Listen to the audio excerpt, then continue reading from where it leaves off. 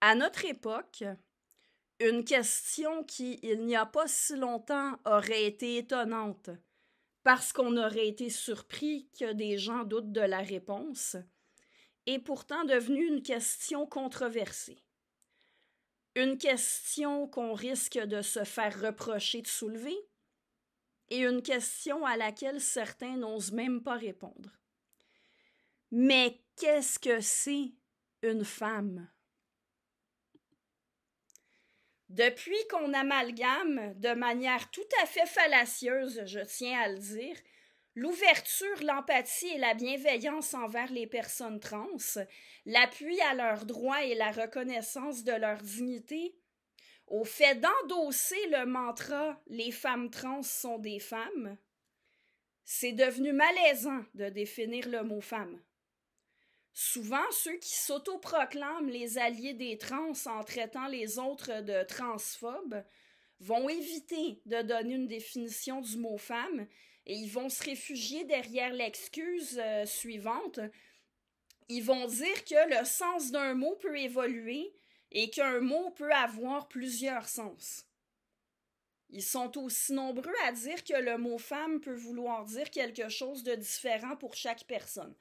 Alors d'abord, c'est sans doute vrai que le sens d'un mot peut évoluer et qu'un mot peut avoir plusieurs sens. Il n'en demeure pas moins qu'un mot est un mot, dans la mesure où il a au moins un sens partagé par plusieurs personnes. Dire qu'un mot a plusieurs sens, ce n'est pas la même chose que dire qu'un mot change de sens, en fait, qu'il a un sens différent pour chaque personne. Si ça a un sens différent pour chaque personne, ce n'est pas un mot. Un mot, ça s'inscrit dans un langage. Un langage, c'est fait pour communiquer. On ne peut pas utiliser un ensemble de lettres, de signes, de sons pour communiquer si cet ensemble-là change de signification pour chaque personne. Alors, ceci étant spécifié, quand un mot a plusieurs sens possibles, quand on en comprend les différents sens, alors on est capable de donner plusieurs définitions du mot. Qu'un mot ait plusieurs sens possibles, ça n'empêche certainement pas celui qui l'utilise de donner une définition, et spécialement pas s'il prétend reprendre les autres. Pourquoi je dis ça? Parce que quand quelqu'un comme moi, qui s'en tient à la définition traditionnelle et encore habituelle du mot femme, c'est-à-dire humain de sexe féminin, et selon les contextes, on spécifie d'âge adulte quand on veut distinguer les femmes des filles. Mais bref, les gens qui s'en tiennent comme moi à la définition normale se font reprendre par ceux qui s'autoproclament alliés des LGBTQ+. On se fait dire que notre définition est dépassée ou trop stricte, que le sens des mots évolue ou change selon les contextes. Mais quand on demande une définition alternative au mot femme, là, on n'obtient pas de réponse. Bon, certains, sans répondre directement à la question, c'est-à-dire sans fournir une définition du mot femme, vont quand même dire que ce mot-là a un sens biologique et un sens social. Alors, théoriquement, c'est possible. Mais ça n'empêche pas de donner au moins une définition du mot. En fait, si c'était vrai que le mot femme a un sens biologique et un sens social, ça voudrait dire qu'on peut en donner au moins deux définitions. Faisons la comparaison avec un mot qui a bel et bien un sens biologique et un sens social. Le mot mère. Qu'est-ce que c'est une mère? Au sens biologique, la mère de quelqu'un, c'est la femme qui en a été enceinte. Autrement dit, une mère, c'est une génitrice.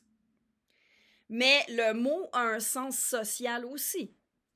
La mère de quelqu'un, c'est la femme qui en est principalement responsable jusqu'à sa majorité. Autrement dit, une mère, c'est une tutrice légale. On peut être la tutrice légale de quelqu'un sans être sa génitrice. On peut être la génitrice de quelqu'un sans être sa tutrice légale.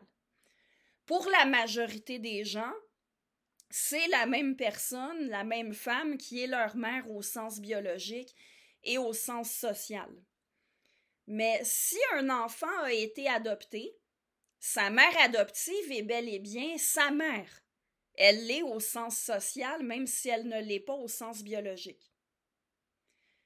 Vous voyez, justement, c'est possible de spécifier tout ça. Tenez, j'ai une amie qui a accouché de 4 enfants et qui les a tous élevés. Elle est à la fois leur génitrice et leur tutrice légale. Autrement dit, elle est leur mère au sens biologique et au sens social. Et la même amie, elle a adopté 2 enfants par ailleurs. Ceux-là, elle est leur mère au sens social, mais elle n'est pas leur mère au sens biologique. Et vous vous doutez bien que les 2 enfants qu'elle a adoptés, c'est pas une cigogne qui les a livrés. Il y a une autre femme qui est leur mère au sens biologique, sans être leur mère au sens social. Et en ce qui me concerne, je n'ai jamais été enceinte, je n'ai adopté personne, je ne suis pas une mère, ni au sens biologique, ni au sens social. Vous voyez, étant donné que le mot mère a plus qu'une signification, ça fait en sorte qu'on peut spécifier plusieurs définitions. Et pour chaque définition, c'est possible de déterminer qui est une mère et qui n'en est pas une. C'est la même chose pour le mot femme. S'il existait un sens social du mot femme qui est différent du sens biologique et qui n'implique pas d'être une femme au sens biologique, ça ne rendrait pas impossible de définir le mot femme. On pourrait donner au moins 2 définitions, 2 sens différents, et pour chaque sens, on serait capable de déterminer qui est une femme et qui n'en est pas une. Mais en l'occurrence, il n'y a pas de sens social au mot femme. On attend encore que ceux qui disent qu'il y en a un spécifient de quoi il s'agit, comme j'ai fait avec le sens social du mot mère. Certains autoproclamés alliés des trans prétendent que le mot femme a toujours référé à une catégorie sociale et non à une catégorie biologique, en invoquant des formes de langage, des expressions comme par exemple, certains parlent d'un vrai homme pour référer à un mâle humain qui est à la hauteur des attentes de la société envers les hommes. Autrement dit, un mâle humain qui se conforme aux normes de masculinité. Mais c'est pas à prendre au sens littéral. Ceux qui tiennent de façon rigide aux normes de masculinité et de féminité, qui disent d'un homme qui n'est pas assez masculin selon leur conception que ce n'est pas un vrai homme, ou qui pointent un homme particulièrement stéréotypé en disant ça c'est un homme, un vrai. Les gens qui ont cette mentalité-là, peut-être qu'ils vont reprocher à un homme qui n'est pas masculin de ne pas agir selon leur conception de comment un homme doit agir. Peut-être qu'ils vont lui reprocher d'agir comme une femme. Mais ils ne le considèrent pas littéralement comme une femme. Pensez-y, s'ils concluaient vraiment que la personne est une femme, ils ne lui reprocheraient pas d'agir comme une femme. Et vous savez tous que l'expression « agir comme une femme » n'a pas le même sens que l'expression « être une femme ». On ne reprocherait pas à un homme de ne pas être un vrai homme si on était littéralement convaincu que ce n'est pas un homme. On trouverait normal que quelqu'un qui n'est pas un homme n'ait pas l'air d'un vrai homme. Et d'ailleurs, les mêmes qui disent qu'être une femme est une catégorie sociale, ils vont jusqu'à dire que, étant donné que c'est une construction sociale, la femme, ben c'est subjectif. Par conséquent, ils vont dire que quiconque s'identifie comme une femme en est une. Ce qui m'amène à une autre remarque. Je reviens à la comparaison avec le mot mère. C'est possible d'être une mère au sens social sans l'être au sens biologique, mais pour être une mère au sens social, il ne suffit pas de s'identifier comme une mère.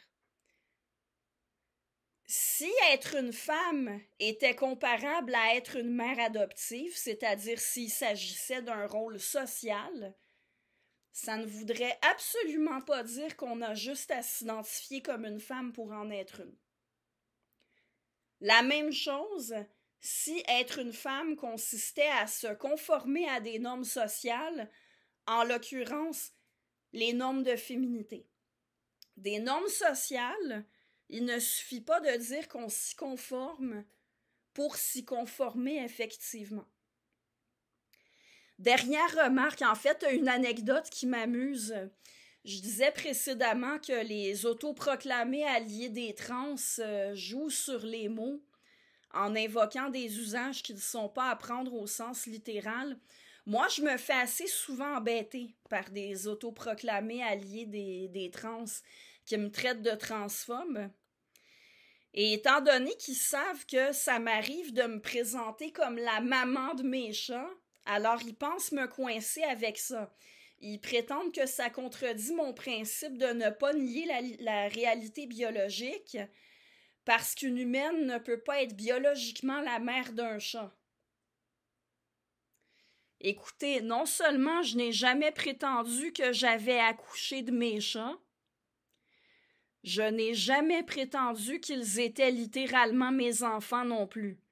Mes chats, quand ils doivent se faire soigner, je les amène voir un vétérinaire, pas un pédiatre.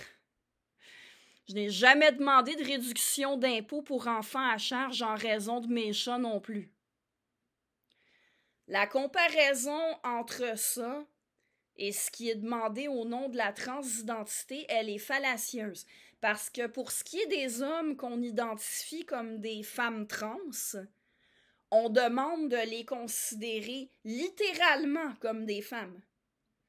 On demande vraiment de les traiter légalement et socialement comme s'ils étaient littéralement des femmes.